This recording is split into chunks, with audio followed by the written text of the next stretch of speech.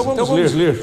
Eu quero só dois versos. Vamos ler juntos? Vamos lá? Ora, assim como o corpo é uma unidade, embora tenha muitos membros, e todos os membros, mesmo sendo muitos, formam um só corpo, assim também com respeito a Cristo. Pois em um só corpo, todos nós fomos batizados em um único Espírito, quer judeus, quer gregos, quer escravos, quer livres. E a todos nós foi dado beber de um único Espírito. Esse é um texto muito importante para a gente, porque estamos no capítulo 12 de 1 Coríntios, que fala sobre dons espirituais. Só que quando o apóstolo Paulo fala, ele cita logo no começo os dons espirituais, logo ele já apresenta esse princípio aqui. Né? Já começa no versículo 12 falando sobre isso. Então algumas coisas que a gente tem aqui são importantes. A primeira coisa é que o corpo é o corpo de Cristo que ele está falando. Né? Ele está falando da igreja, ele está falando da comunidade, da igreja de Jesus Cristo. E ele diz, esse corpo é um, ele não é dividido, ele não está fragmentado, ele não vive simplesmente de qualquer jeito, ele tem características importantes. E essas características importantes, Paulo diz, é só você olhar para o seu corpo, você entende quais são essas características. Quando você olha para o seu corpo, você vê? Você vê membros diferentes, que agem de modo diferente, que têm funções diferentes. Mas esses membros que têm funções diferentes, eles são um. Essa unidade é muito importante. Então a gente já citou sobre isso falando sobre a importância da diversidade dos dons na unidade do corpo, sendo que os membros, a diversidade dos dons é a diversidade dos membros, na unidade do corpo, na interdependência das suas funções. Tudo funciona conectado.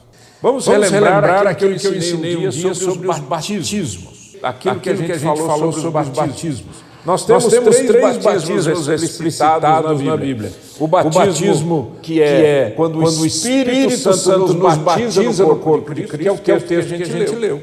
Pois em um só Espírito todos nós fomos batizados em um corpo. Isso é uma obra do Espírito Santo quando você se entrega a Cristo. Ele faz você participar, ser integrado na igreja do Senhor Jesus. Segundo o batismo com água. É o batismo do arrependimento, que é descrito nas Escrituras, que são os discípulos que fazem isso. Quem é que batiza uma pessoa? São os discípulos. Você lembra em Mateus 28, 19, diz, portanto, fazer discípulos de todas as nações, batizando-os em nome do Pai, do Filho e do Espírito Santo. Nas igrejas mais tradicionais, os pastores é que fazem isso. Mas biblicamente falando, são os discípulos de Jesus. São os discípulos. Você falou de Cristo para uma pessoa, a pessoa entregou a vida para Cristo, você batiza essa pessoa. Nossa, mas eu tenho autoridade. É Jesus que falou. A autoridade está no nome de Jesus. E tem um terceiro batismo, que é o batismo do Espírito Santo, ou o Espírito Santo, no Espírito Santo, que Jesus opera. Você vê em Mateus 3,11, eu vos batizo com água para arrependimento, mas aquele que vem depois de mim é mais poderoso do que eu, cujas sandálias não sou digno de levar, ele vos batizará com o Espírito Santo e com fogo. Então você tem o Espírito Santo batizando no corpo, você tem o batismo com água, que é o batismo para arrependimento, e você tem o batismo com o Espírito Santo, que é quando Jesus faz isso. E nós recebemos também pela fé. Acontece que no texto que a gente leu, nós lemos que nós bebemos de um só Espírito. Não só o texto diz que nós fomos batizados em um corpo, 1 Coríntios capítulo 12, versículo 12 e 13, nós fomos batizados em um corpo, mas ele diz, mas também nós bebemos de um só Espírito. O que a gente aprende aqui? Pois em um só corpo todos nós fomos batizados em um único Espírito, quer judeus, quer gregos, quer escravos, quer livres. Ou seja, a igreja de Jesus Cristo ela é absolutamente diversa, internacional. Eticamente não tem diferença. Certo? A igreja de Cristo, a igreja de Jesus é para todo mundo. E quem faz isso? O Espírito Santo nos coloca no corpo. Mas aí ele diz, tem um acréscimo aqui, tem algo a mais. e a todos nós foi dado beber de um único Espírito. Então a grande pergunta é a seguinte: o que é esse beber de um único Espírito? O que é esse beber de um único Espírito? Então eu vou ministrar para você algumas interpretações a respeito desse beber do Espírito Santo, né? Primeiro, inclui o batismo com o Espírito Santo, aquele que Jesus opera. Então, quando diz o Espírito do Senhor nos batiza no corpo, nós passamos a ser parte do corpo de Cristo. Mas quando bebemos de um Espírito, tem algo a mais aqui, que é quando Jesus nos batiza com o Espírito Santo.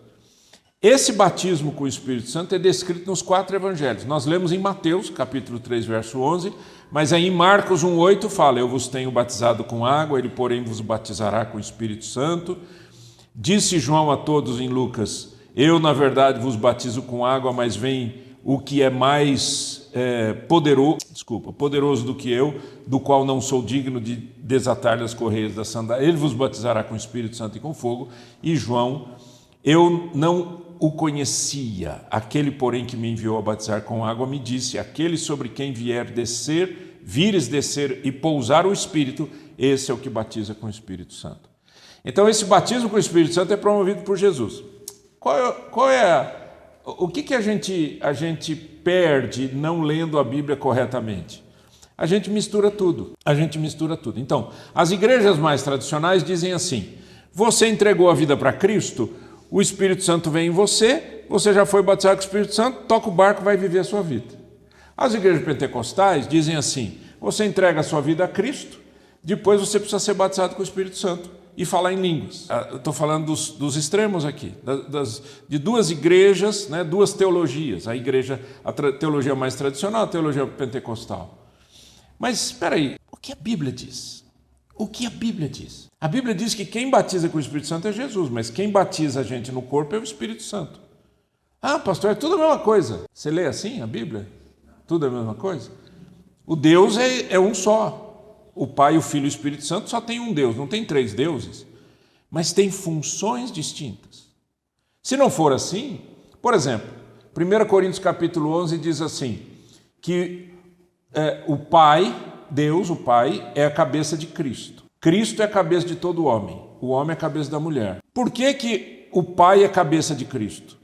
Se é tudo a mesma coisa e tudo embola tudo numa salada só. Não é assim. Então a gente tem que ler a Bíblia do jeito que a Bíblia explica, do jeito que a Bíblia coloca as coisas.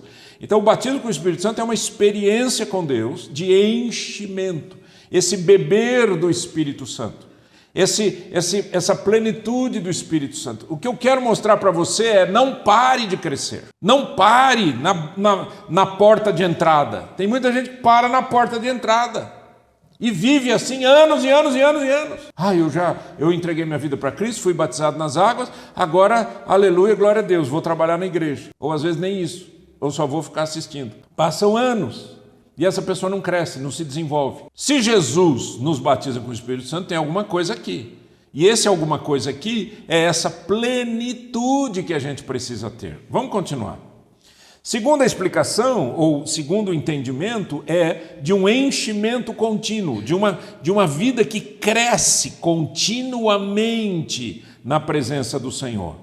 Efésios 5, 18 a 21. E não vos embriagueis com vinho, no qual há dissolução, mas enchei-vos do Espírito, falando entre vós com salmos, entoando e louvando de coração ao Senhor com hinos e cânticos espirituais, dando sempre graças por tudo a nosso Deus e Pai, em nome de nosso Senhor Jesus Cristo, sujeitando-vos uns aos outros no temor de Cristo. O que você entende desse texto? Tem gente que parou no vinho, né? Já deu aquela frustração, aquela angústia. E agora o que a gente faz? Pastor, o que eu faço com as garrafas de vinho que eu tenho em casa? O texto bíblico está dizendo: não se embriague. Por quê? Porque a hora que você se embriaga, você perde toda a sua, alguém falou uma palavra aí? A sua razão, noção, discernimento. Muito obrigado. Muito obrigado, vocês estão me ajudando muito. Certo? O vinho faz isso. A bebida forte faz isso. Agora, por que Paulo fala: não vos embriagueis com vinho, mas enchei-vos do Espírito? Parece que tem aqui uma certa analogia, tem algo que Paulo quer explicar para a gente. Ele está dizendo, olha, da mesma maneira que o vinho cria um problema para você, o vinho, quando você se embriaga, você perde a noção das coisas, da mesma maneira, existe uma outra forma de não perder a noção de nada, ficar com a sua razão e ser cheio do Espírito Santo, com algumas consequências, algumas características desse enchimento. Ou seja, que mostra que uma pessoa está cheia do Espírito. Dá uma olhada nesse gráfico aqui, que a única coisa que eu fiz foi pegar o texto e colocar aqui. Primeira consideração é a Trindade. Você fala do Espírito, do Senhor, de Jesus, né? De Deus, o Pai. Aí ele diz que quando você fica cheio do Espírito, você falando entre vós. Você já teve essa experiência alguma vez na sua vida de conversar com uma pessoa falando de salmo? Não? Hein? A pessoa sai do culto, dá glória a Deus, pula, aleluia, glória a Deus. Sai ali fora, começa. Porque fulano, porque ciclano, porque não sei o quê. E só vai ali na fofoca, na destruição dos outros. Né? Paulo está dizendo, quando você está cheio do Espírito, sabe o que acontece com você? Você começa a falar com as pessoas, com um coração conectado às expressões dos salmos. O que são os salmos? São orações, são cânticos, são louvores, mas ao mesmo tempo são dores que o salmista passa. Segundo, ele diz, entoando e louvando de coração ao Senhor. Outra coisa que quando a pessoa está cheia do Espírito Santo, é isso que ela faz, ela quer louvar Deus. Ela quer cantar para Deus, ela quer falar de Deus, a centralização é Cristo. Lembra que o Senhor Jesus disse, Ele, falando do Espírito Santo, me glorificará, porque há de receber o que é meu. Ele me glorificará. Uma pessoa cheia do Espírito Santo é uma pessoa que fala de Jesus, que adora Jesus, que canta para Jesus, que centraliza a sua vida em Jesus. Estão acompanhando? Dando sempre graças por tudo. Outra característica importante. Então, uma outra característica de quem está cheio do Espírito é dar graças. Ter um coração grato, gente. Pensa na sua vida, não pensa nos outros. Pensa na sua vida. Você é uma pessoa grata? O tempo todo você está dando graças a Deus, que bênção, que privilégio, né? Se eu tenho arroz com feijão, estou dando graças a Deus, se eu tenho uma lasanha, estou dando graças a Deus, se eu tenho a roupa, eu estou dando graças a Deus, se eu não tenho a roupa que eu quero, estou dando graças a Deus. É assim a sua vida? Ou você é daqueles que só tem teoria e não tem prática? É isso que Paulo está falando.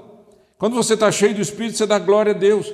E outra coisa característica de quem está cheio do Espírito, ele diz, sujeitando-vos uns aos outros no temor de Cristo. Opa! E por que ele está falando isso? Preste atenção que eu vou falar aqui. Dons espirituais não são medalha de honra ao mérito. Dons espirituais não fazem ninguém ser melhor que ninguém. Dons espirituais são para o corpo. Não é o que as pessoas fazem muitas vezes. As pessoas ficam assim, nossa, aquele cara lá, nossa, ele fala em línguas, olha que coisa linda, ele está falando em línguas, nossa, aí eu preciso conversar com ele, quem sabe ele traz uma revelação para mim, quem sabe eu não sei se eu compro aquele carro ou não compro o carro, vai que ele fala para mim alguma coisa. Tudo errado, tudo fora de lugar. Os dons espirituais são para o corpo. Por isso que Paulo diz, o corpo precisa se sentir assim, amado, e precisa se sentir respeitado. Um respeita o outro. É isso que quer dizer sujeitando-vos uns aos outros no temor de Cristo. Terceiro, a plenitude do Espírito Santo no ambiente da unidade do corpo. Então, na sequência do que eu estou falando, o quanto que isso é importante, né? Veja lá, 1 Coríntios 12:12. Ora, assim como o corpo é uma unidade, embora tenha muitos membros, e todos os membros, mesmo sendo muitos, formam um só corpo, assim também com respeito a Cristo. O que é que Paulo está falando? Ele está dizendo que todos os membros têm funções diferentes, mas todos conectados formam um só corpo. Eu vou fazer uma pergunta para vocês. Uma igreja de Cristo que ama o Senhor, que anda com Deus, deve ter briga e separação e divisão? Sim ou não? Eu fui pastor de uma igreja e quando eu saí daquela igreja, algumas pessoas de lá chegaram para mim e falaram assim, pastor, por que você não começa uma igreja nova? Muita gente dessa igreja virá atrás de você. Gente, eu fugi como o diabo foge da cruz. Por que eu vou ser motivo de separação de pessoas? De divisão de igreja? Eu sempre disse, eu tive a oportunidade de plantar 2 igrejas. Uma igreja em 1999, na cidade de Marília, chamada Comunidade Cristã Ágape, e essa aqui. As duas igrejas, eu sempre me alegrei na presença de Deus e dizendo para as pessoas, essas duas igrejas nunca não nasceram por conta de separação. Nunca não nascemos por conta de divisão. Não brigamos. Não é, vem aqui e fica... Tem gente aqui nessa igreja que frequenta outra igreja à noite. Tem gente aqui nessa igreja que frequenta outros ministérios em outros lugares. E tem gente aqui que frequenta essa igreja muitas vezes, ou vem aqui algumas vezes, mas não é membro daqui. Olha para mim. Você sabe o que eu sinto com isso? Nada. Eu só quero que as pessoas se sintam bem na presença do Senhor. Agora, vocês nunca vão me ver indo para uma igreja e dizendo assim, irmão, vem aqui, fica aqui. Vem aqui, como se eu estivesse comprando a pessoa. Isso não pode. Porque o corpo não pode ser quebrado, não pode ser dividido. A gente tem que ter amor. É isso que Paulo está falando. Olha a sequência, olha o outro texto de Efésios capítulo 4. Esforçando-vos diligentemente por preservar a unidade do Espírito no vínculo da paz. Eu preciso preservar. Há somente um corpo, eu preciso preservar esse corpo. A plenitude do Espírito Santo em nós nos faz amar as pessoas e respeitar as pessoas. Vocês já viram briga na igreja, não? Alguém já teve essa péssima experiência? Eu já. É horrível. É horrível, certo? Dissensão, briga. Eu sou daqui, eu faço isso. Não, eu acredito nisso, eu sou diferente. Não, é horrível.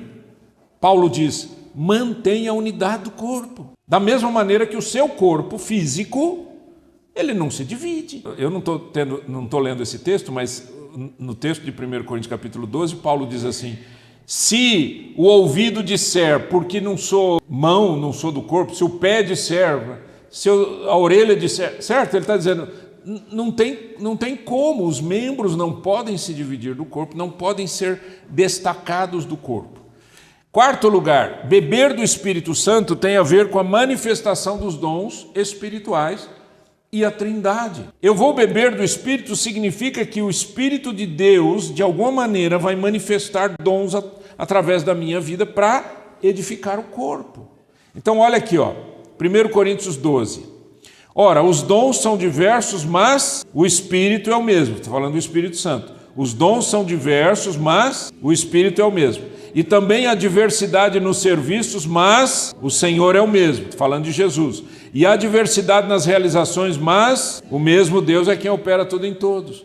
Ou seja, a Trindade está aqui. O Pai, o Filho e o Espírito Santo. Agora, quem é que manifesta a diversidade dos dons, os dons diferentes? O Espírito Santo. Quem é que aplica esses dons para ministérios? Jesus Cristo. E quem é que opera resultado disso tudo? Deus o Pai. Teve um texto que o apóstolo Paulo diz assim, né? Ele diz, eu plantei, Apolo regou, mas Deus deu o crescimento. O resultado vem do Pai. Aí você diz, pastor, mas não é o mesmo Deus? É, mas em três pessoas distintas. E essa é o mistério da Trindade. É difícil de entender, humanamente falando, porque a gente pensa como ser humano, a gente pensa em matéria, a gente pensa em corpo, etc. Né? Mas é o que a Bíblia nos ensina. Quinto lugar, beber do Espírito é a vida plena e abundância. A vida plena e abundante do discípulo de Cristo. Sabe, gente, eu não sei quanto a você, mas eu sempre perguntava para Deus, Senhor, eu não quero viver uma vida cristã pobre. Você tem essas orações? Não? Pobre que eu estou falando não é de dinheiro, não. Uma vida cristã, assim, vai na igreja, aí lê um versículo, aí dá sono, aí faz uma oraçãozinha lá qualquer, então, aí vai na igreja de novo, aí volta para casa, aí vai trabalhar, aí se preocupa 24 horas por dia com as questões humanas e materiais, aí depois vem para o culto, aí canta um pouco, não gostei muito do culto hoje, o pastor parece que não estava inspirado, aí eu vou para casa. Vocês gostam desse tipo de vida, não? Isso é horrível. Isso não é vida, não tem abundância nenhuma. Jesus disse, eu vim para que tenham vida e a tenham em abundância. Gente, eu preciso ter uma vida rica, crescer cada vez mais. Amém? Crescer cada vez mais. O hoje tem que ser melhor que ontem na minha vida cristã. E o amanhã? Melhor que hoje. Amém? Isso é abundância, porque senão a gente vai se acostumando às pequeninas coisas. A gente se acostuma, coisinha de nada. Eu quero mais de Deus. Você não quer mais de Deus? Você não quer viver mais a experiência com Deus? Você não quer aprender mais de Jesus? Você não quer viver uma vida mais próspera espiritualmente? Eu quero. Por isso que Paulo fala em beber do Espírito. Por que ele usa a palavra beber? Na minha ótica, beber é uma coisa muito gostosa, não é? Hã? Sabe que horas que a gente bebe? Desculpa aí quem está com sede. É só pegar um copinho de água lá no fundo. Que horas que eu bebo? Quando eu tenho sede. Se você não tem sede de Deus, você não bebe. A vida passa. Vai passando. As preocupações desse mundo, gente, elas são incríveis. Você se lembra da parábola que Jesus contou, a parábola do semeador? Ele diz, eis que o semeador saiu a semear. Uma parte das sementes caiu à beira do caminho. Vieram as aves do céu e levaram. Outra parte caiu entre espinhos. Os espinhos cresceram e mataram a plantinha. Outra parte caiu no solo pedregoso. E porque não tinha raiz, o sol brilhou, a plantinha morreu. Mas outra parte caiu em terra boa, arada, terra preparada. Essa deu 30, 60 e 100 por 1. Lembram? Lembra dessa parábola? Ok. E a explicação da parábola, vocês lembram? Vamos lá, vamos ver se vocês lembram. O que é a representação da semente que caiu à beira do caminho? Jesus disse, são aqueles que ouvem a palavra, mas logo o diabo vem e tira do coração. Ouve a palavra, mas logo o diabo vem e tira do coração. Aquela semente que caiu entre espinhos são aquelas pessoas que ouvem a palavra, mas e depois vem o quê? Vem o quê, queridos? Vem as preocupações, as riquezas, a necessidade disso, necessidade daquilo, e assume aquela plantinha não cresce. E aquela que caiu no solo pedregoso? O sol brilha, vem as tribulações, as provações, a pessoa vai embora. Então, agora, a semente é igual. Porque quando perguntaram, Senhor, explica-nos a parábola, Jesus disse, a semente é a palavra de Deus. A semente é a palavra de Deus.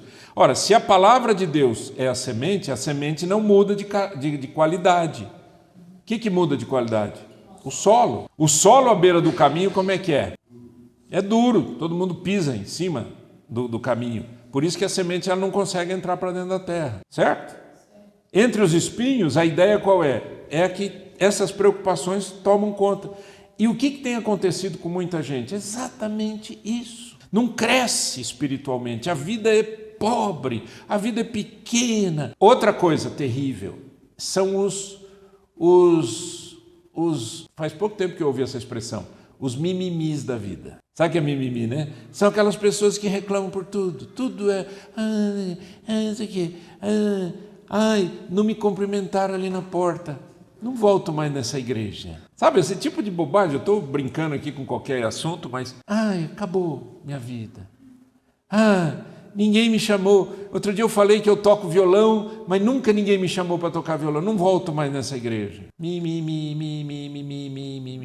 Sabe o que é isso? Pobreza de vida, não tem abundância. Então olha só o que o texto bíblico diz na verdade é João 7, 38 e 39, né? O pastor não conhece o capítulo 738. É João 7. Quem crer em mim, como diz a Escritura, do seu interior fluirão rios de água viva. Vou ler de novo. Quem crer em mim, como diz a Escritura, Jesus está falando isso, do seu interior fluirão rios de água viva. Pensa nesse símbolo. Fluirão rios de água viva. Aí vem o texto explicando.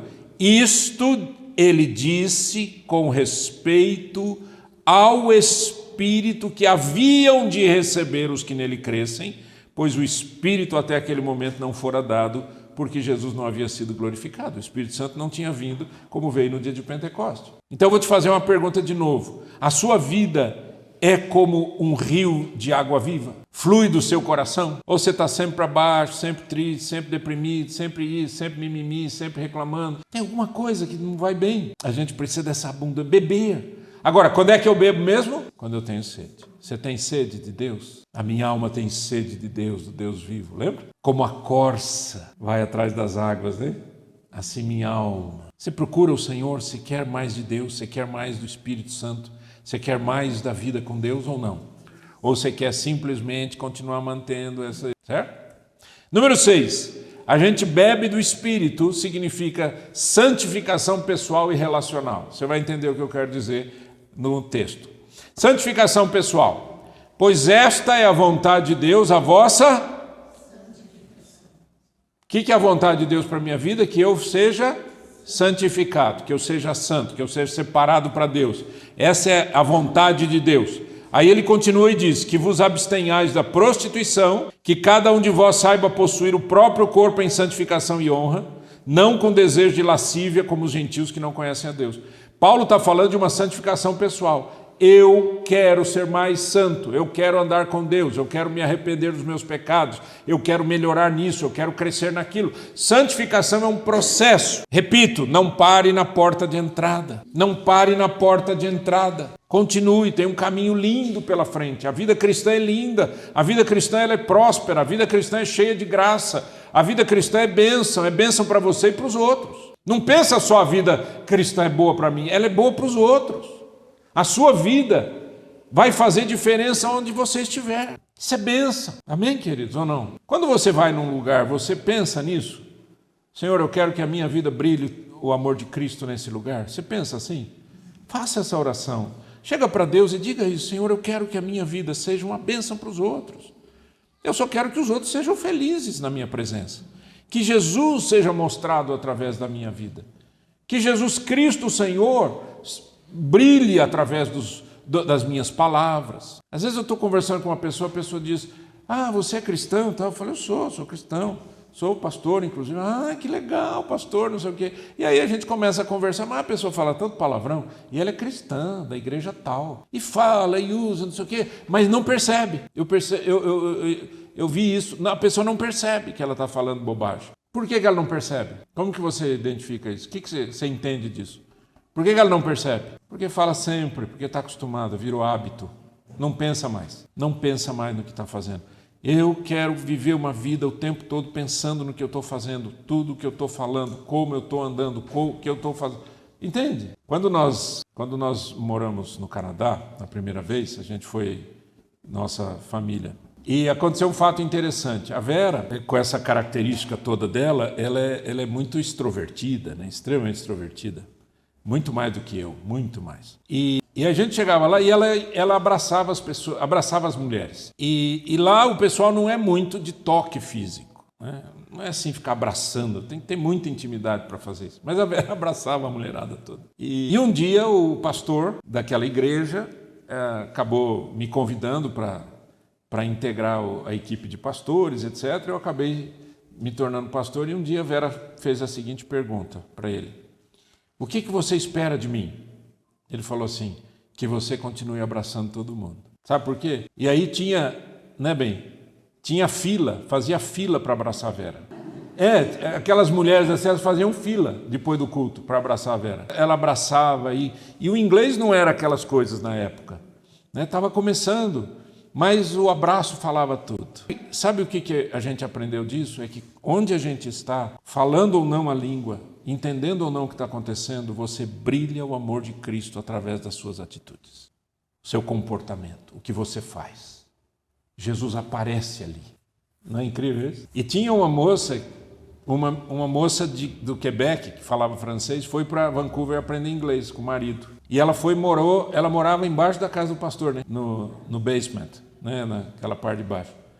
E o pastor tinha alugado para a moça e para o rapaz era da polícia e tal, tinha alugado, tudo certinho e tal, conhecia mais ou menos. Essa moça foi para a escola de inglês onde a Vera estava estudando. E lá na escola, a Vera querendo aprender inglês, falando português. A moça falava francês, querendo aprender inglês, elas se falavam. Aliás, eu acho que as mulheres têm mais facilidade, elas se comunicam por causa da expressão física e tudo, elas se comunicam. E um dia a Vera falou de Jesus para essa moça. Só que aí ela disse assim, mas sabe, quem vai poder explicar isso melhor para você é meu esposo. E levou para casa a menina. E aí eu comecei a falar e descobri o quanto que ela não tinha de inglês, para entender o que eu queria. E às vezes vinha na minha cabeça uma palavra que eu achava que era francês. Aí eu falava, ela olhava para mim, não dava nada certo. peguei um pedaço de papel, uma caneta e comecei a desenhar o plano de Deus para a salvação. E fui desenhando, e fui escrevendo, e fui desenhando. Ao término daquilo, eu olhei para ela e falei assim: você quer receber Jesus no seu coração? Ela disse: eu quero. Oramos com ela. Quando o pastor ficou sabendo, ele falou: como vocês conseguiram? Nós não conseguimos, quem faz isso é o Espírito Santo. Mas eu estou disposto. Você está disposto a servir? Você está disposto a falar de Cristo para as pessoas? Você está disposto a ser uma bênção? Ou você é daqueles que diz assim: eu sou assim e o mundo que se exploda? Não estou preocupado com ninguém. Entende? Plenitude do Espírito, através de uma santificação pessoal. Santificação pessoal, querido, significa viver como Cristo viveu. Para de mentir, para de enganar, para de dar tombo nos outros, para de fazer conversas erradas, para de ter conversas de duplo sentido. Outro dia eu estava numa reunião aqui numa empresa e tinha um rapaz fora da empresa, fora do país, brasileiro, mas fora do país, que é lá da empresa, e eu falei uma frase, eu não vou falar aqui para você não ficar pensando bobagem. Falei uma frase que para mim não tinha nada a ver, eu só estava falando um negócio, mas falei. E o rapaz lá do outro lado levou como é que fala isso? Levou para um lado imoral, malicioso, levou para o lado malicioso e falou. Todo mundo deu risada e eu não tinha entendido o que ele tinha falado, fiquei olhando assim para a câmera. Me perdoa, me perdoa. Ele sabe que eu sou pastor. Não, me perdoa, me perdoa. Eu falei: eu nem entendi o que você falou, então não precisa nem pedir perdão, está tudo na boa aqui, sei lá o que você falou. E passou. Uma semana depois, eu tinha uma conversa com ele. Entrei no computador, a hora que eu abri a câmera, ele olhou para mim e falou: de novo, eu quero te pedir perdão por aquilo que eu falei. Olha, foi uma brincadeira de mau gosto, não sei o quê. Eu falei: fica tranquilo. Mas por que ele fez aquela brincadeira? Porque está dentro do coração. Entende o que eu quero dizer? Ser santo não é ser uma pessoa perfeita. Ser santo significa: aquilo não faz parte da minha vida. Aquilo não faz parte da minha conversa, aquilo não existe para mim. Pensa nisso. Segundo, santificação relacional. Eu vou terminar aqui. Colossenses 3, 12 e 14. Você quer ler comigo para afastar o frio e o sono? Vamos lá. Revesti-vos, pois, como eleitos de Deus, santos e amados, de ternos afetos de misericórdia, de bondade, de humildade, de mansidão, de longanimidade. Suportai-vos uns aos outros, perdoai-vos mutuamente, caso alguém tenha motivo de queixa contra outrem. Assim como o Senhor vos perdoou, assim também perdoai vós. Acima de tudo isto, porém, esteja o amor, que é o vínculo da perfeição. Entende? A santificação não é só eu melhorar, mas é eu melhorar o ambiente onde eu estou. As relações humanas. Ele fala aqui em ser misericordioso, bondoso, humilde, mansidão, longanimidade, que é paciência, suportar um ao outro, perdoar mutuamente alguém que criou um problema para você. Assim como o Senhor perdoou, perdoa também. Ame. Cuide. A vida com Cristo me faz pensar no ambiente, me faz pensar que as pessoas estão ali, estão precisando de alguma coisa, estão precisando de ajuda, estão precisando de uma palavra de amor, de carinho, de consideração. Eu sou uma pessoa ali para a glória de Deus. Eu estou ali em nome do Senhor Jesus. Você pensa assim?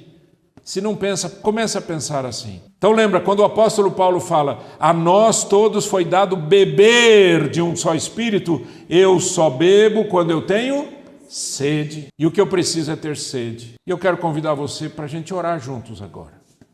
Para isso, pastor não, diga para Deus: eu quero ter sede. Senhor, eu quero viver uma vida de sede de Deus.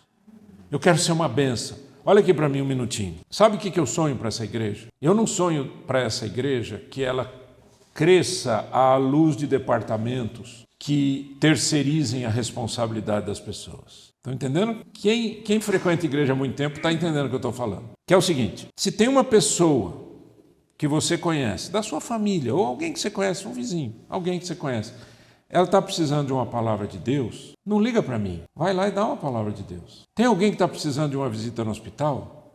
Não vai chamar alguém que faz visita em hospital. Vai lá e faz a visita no hospital, você mesmo. Tem alguém que está precisando ouvir do Evangelho de Jesus Cristo? Vai lá e compartilha o Evangelho. Ah, pastor, sabe, eu não tenho feito isso, eu vou te dizer por quê. Porque eu não tenho segurança. Há quanto tempo você entregou a vida para Cristo? 35 anos. Entendeu agora o que é falta de plenitude? Você não cresce, não se desenvolve. Sabe como que eu me desenvolvi espiritualmente e ministerialmente? Sabe como eu me desenvolvi? Eu vou contar para vocês. Eu disse para Deus, nunca vou dizer não para um convite de pregação, para uma conversa, para uma visita. Nunca vou dizer não. Eu vou, mesmo que eu não saiba o que fazer. E lá, porque eu li um texto na Bíblia que diz assim, quando vocês estiverem diante da autoridade, não se preocupem que o Espírito Santo vai colocar em vocês as palavras que vocês precisam falar. Eu criei, eu me revesti dessa palavra. Por isso que eu falo, por isso que eu aprendi a pregar, por isso que eu aprendi a versículos da Bíblia. Às vezes eu estou citando um texto da Bíblia e eu mesmo aqui, eu estou citando com a minha boca e a minha cabeça está assim, nossa, onde é que eu decorei tanto? É de tanto falar, mas começou como? Começou assim, eu dizendo para a pessoa, olha, deixa eu te falar, eu li um texto na Bíblia, quer ver? Está aqui, Aí eu lia para a pessoa, eu não tinha decor, não sabia como falar. Aí eu fui aprendendo, vá aprendendo, cresça, desenvolva-se. Instagram não enche o coração do Espírito Santo. Estão entendendo ou não? Guardaram a mensagem? Facebook também não, certo? Conversinha também não. Conversas fúteis também não. Ai, pastor, mas sabe o que é? É que eu tenho umas amigas, elas são tão fúteis, mas sabe, são minhas amigas, eu estou ali para testemunhar. Está para testemunhar nada, você está ali para ficar ouvindo besteira e não falar nada. Você não está testemunhando coisa nenhuma. Não, elas que vão ver na minha vida. Ver o quê? Que você está ali perdendo tempo? Pensou que fosse embora sem essa, né? Entende? Vamos pedir perdão para o Senhor. Senhor, me perdoe, porque eu não estou vivendo a vida que o Senhor quer que eu viva. Enquanto você achar que igreja é o lugar que você vai e vem, você não cresce. No momento em que você descobrir que igreja somos nós e que juntos podemos servir ao Senhor aqui e fora daqui, aí você cresce. Amém?